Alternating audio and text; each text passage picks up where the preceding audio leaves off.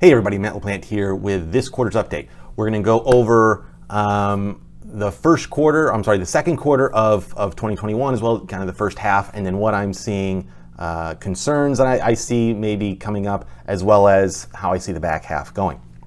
So first, let's jump into, let's talk about the second quarter. Second quarter, the Dow is up 4.6%-ish. That's a great return for any given quarter. I mean, if we could get that every single quarter, I'd take that every time. That's a great return for one quarter. In fact, the first half of 2021 has been one of the best. It's going back like 1998 or something. It's over 20 years. So it's like top two in terms of quarters.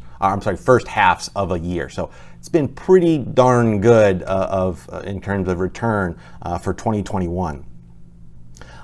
So good that I would say we've transitioned from the point of will the belief that in the future they will have these great numbers, the companies will show growth and we'll really see how well they're doing, to how good is it going to get, because all the numbers that companies are reporting are looking pretty stellar. And the question is, how high can it go? How good can it get this year? I think it can get pretty good. And so much so that right now, the growth rate of the U.S. economy, so the GDP growth rate, could be in the 6 to 8% growth year over year. That's pretty good. I mean, you got to go all the way back into the 80s. The early 80s to see something like that. So that's great. Economy is humming along and things are looking great from that perspective. My concerns.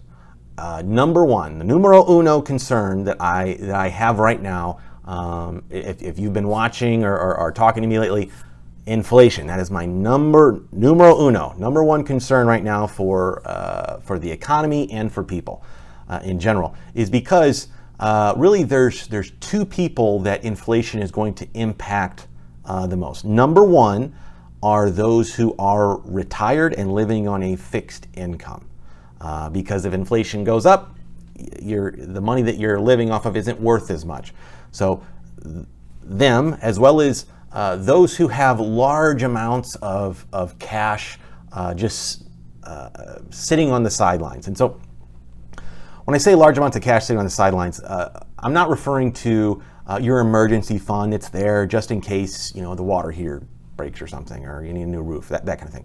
I'm talking about if you have a large amount of money outside of that's just sitting in CDs, a savings account, a money market, that kind of thing.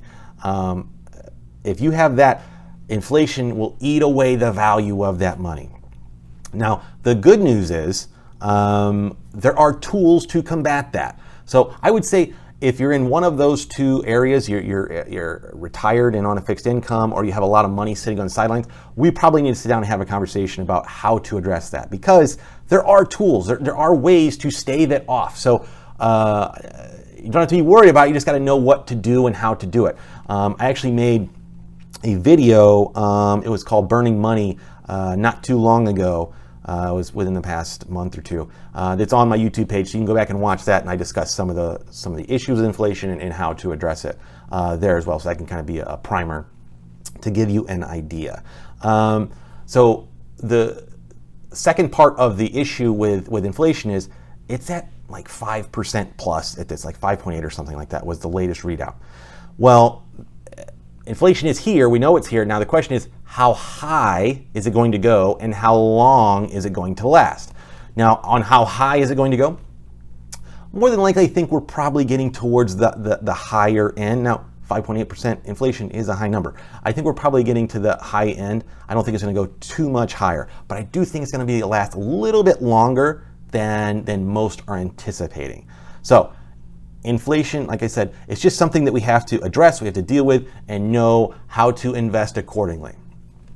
So that's issue number one, but again, it can be addressed.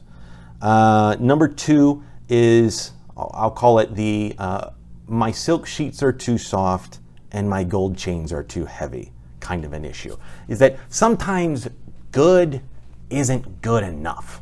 And I wouldn't be surprised, as I talked about in my last quarter's video, because we saw a little bit of it, but I think we could see it more this quarter than last, is things are so great, we get something that's good and we go, oh, that's not good enough. I wish it were better, and the market will sell off.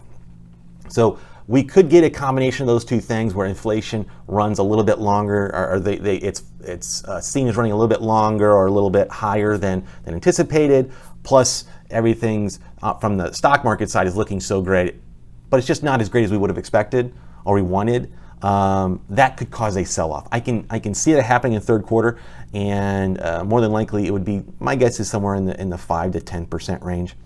But if something like that happens, it's really stay the course. Don't worry about it.